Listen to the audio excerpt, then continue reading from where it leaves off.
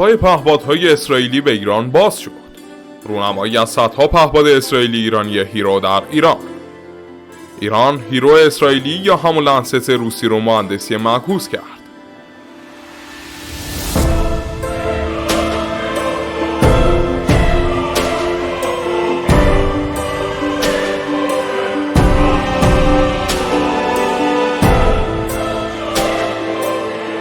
در لابلای آزمایشات نیروهای مسلح ایرانه که کم کم روند رونمایی از تجهیزات جدید ایرانی هم شروع شده.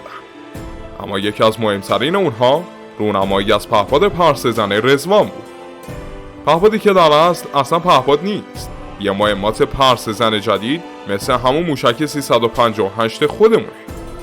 این مهمات ها در واقع شکارچی‌هایی هستن که میتونن با طیف وسیعی از اهداف درگیر بشن، از زرهی گرفته تا پیاده نظام، حتی سیستم های پدافندی و توپخانه‌ای. اما این پهپاد پیشینه جالبی داره و پیشینه اون برمیگرده به اسرائیل و پهپاد پرسه‌زن هیرو. اما ایران چطوری این پهپاد رو گیر آورده و مهندسی معکوس کرده؟ تمام جریان برمیگرده به جنگ اوکراین و روسیه، جنگی که در اون شاهد تسلیحات زیادی با ملیت‌های مختلف بود. همه چیز از روسیه شروع شد. روسیه طی قراردادی با اسرائیل خط تولید پهپاد پرسه‌زن هیرو رو از اسرائیل خرید و پهپاد خودش رو با اسم لنست تولید کرد که خیلی اسمش رو در این جنگ شنیدیم، چون شکارهای زیادی داره و خیلی کارآمد ظاهر شده.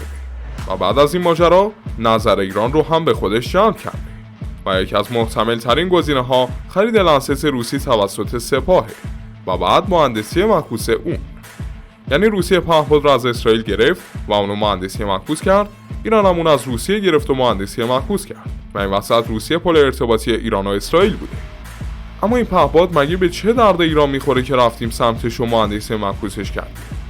جغرافیای ایران بسیار پهناور و دارای ناهمواری‌های زیادی و همیشه هم مورد آماج حملات تروریستی هستش و گروه‌های تروریستی از مرزها راحت رد میشن و درگیری با اونا سخته و یا طول میکشه تا واحدهای ضد تروریست وارد عمل بشن. اما الان یک پهپاد پرسه‌زن در 3 مدل با 3 برد متفاوت داری که هر وقت بخوای میتونی در تعداد بالا شلیک کنی و در سریع‌ترین زمان ممکن تجمعات اونا رو مورد هدف قرار بدی. اما این تنها کاربرد این پهپاد نیست. این پهپاد میتونه در نقش ضد زره هم عمل کنه و در جنگ تلفات سنگینی رو روی دست دشمن بذاره. و در نقش اصلی یعنی پرسه‌زن هم میتونه هم در کشف هم انهدام اهداف مهم مثل توپخانه‌ها و غیره بسیار بدرخشه. تا اینجا کار در مورد قابلیت‌های عملیاتی این نوع پهپادها حرف زدیم. اما برای درک بهتر باید وارد جزئیات شد و ببینیم اصلا ایران چه پهپادی رو مهندسی معکوس کرده و پهپادی که خودش ساخته چه قابلیتی داره. پهپاد ایرانی در 3 نسخه ساخته و عملیاتی شده. نسخه اول با نام رضوان و برد 20 کیلومتر که نمونه کوچیک اون هستش و میشه توسط نفرات هم بشه و جای کمی میگیره. حتی میشه از یک پهپاد دیگه هم مثل مهاجر 6 پرتاب بشه.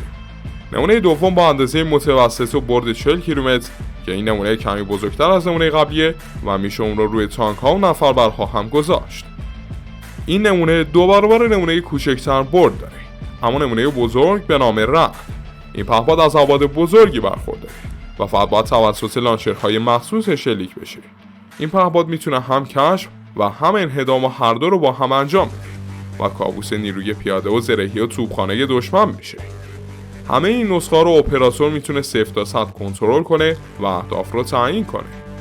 حالا برسیم به نمونه اصلی این پهپاد یعنی هیرو.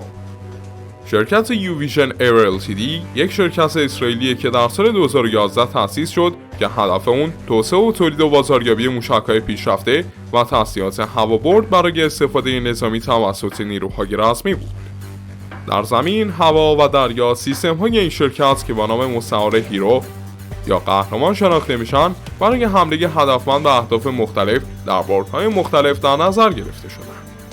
مهمترین سلاحی که این شرکت ساخته و تاکنون در کشورهای مختلفی به خدمت گرفته شده ابعاد انتحاری مهمات سرگردان سری هیروه که در چندین مدل ساخته شده ولی پلتفرم کلی اونها یکیه.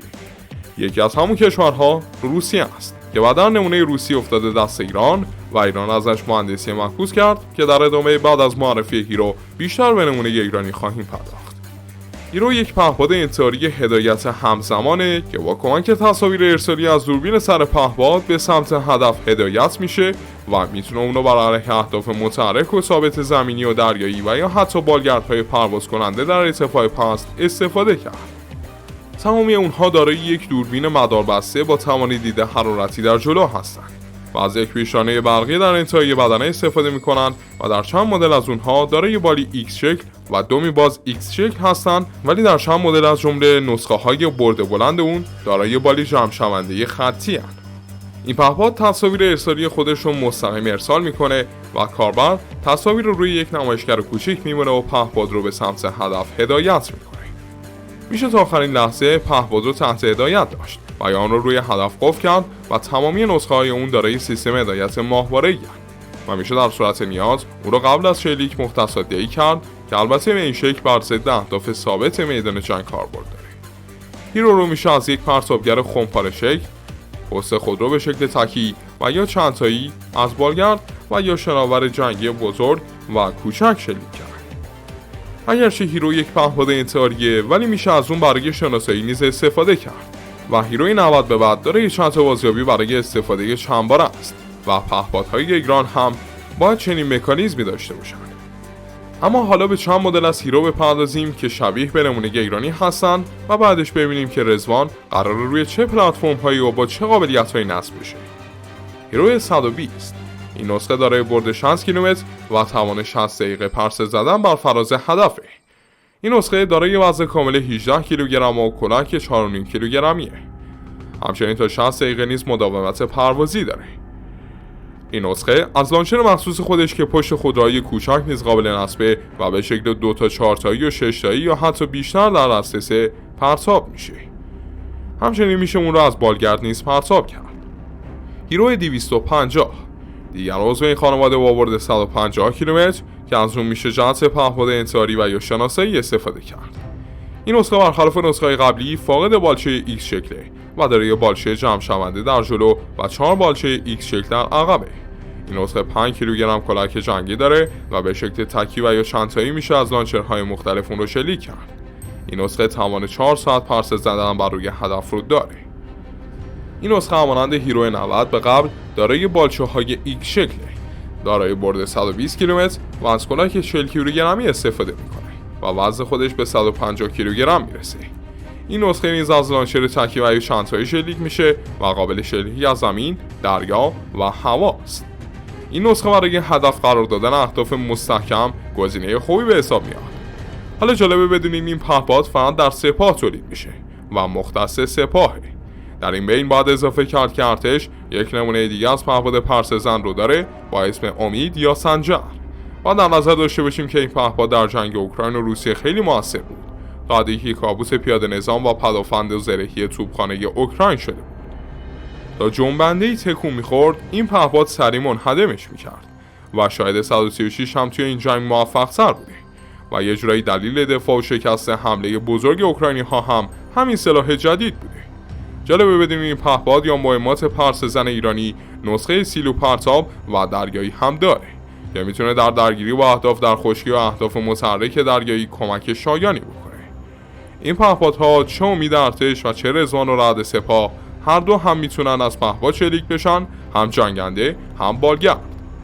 در قابلیت ضد زره این پهپاد از خرج گود استفاده میکنه که این امکان رو به پهپاد میده با یک میزان کلاهک معقول بهترین راندمان رو داشته باشه و توانایی نفوذ به زره های مختلف رو داشته باشه که چنین کلاهکی رو در موشک‌های ضد زره هم میبینیم. از طرف دیگه قابلیت بعدی اون یعنی در نقش ضد رادار باید به صورت اپتیکی رادار یا پدافند رو کشف کنه یا یک پهپاد دیگه کمکش کنه یا خود پهپاد رله و کاونده برای دنبال کردن امواج راداری رو داشته باشه یا میتونه از 2 تا روش دیگه هم استفاده کنه که هزینه کمتری داره. از طرفی برای ضربه بیشتر به پیاده نظام میتونه از کلاهک ترکش شونده هم استفاده کنه تا بیشترین خسارت رو وارد کنه. در بحث هوش مصنوعی هم میشه این پهپاد رو خود مختار کرد یا با دیگر پهپادها لینک کرد و یه جورایی یه تله مرگبار توی منطقه حاکم میشه که همگی به همدیگه متصل هستن. اما در صورتی که هوا پرتاب بشه شاید افزایش برد ششگیر در اون هم خواهیم بود چون برخلاف پرتاب زمینی که سوخت زیادی مصرف میکنه، پهپاد سوخت کمتری برای پرتاب اولیه مصرف میکنه و بردش حدود 10 تا 20% بیشتر هم میشه. به جز اون پهپادها و هلیکوپترها میتونن با شلیک این مهمات‌ها و بدون وارد شدن به رینگ پدافندی پهپاد رو شلیک بکنن و چون این پهپادها برد و مداومت بالایی دارن، میتونن سیستم‌های پدافندی و توپخانه‌ای که توی منطقه فعالن یا مخفی شدن رو شکار بکنن و یه جورایی مکمل مهمات نقطه زن حساب میشن.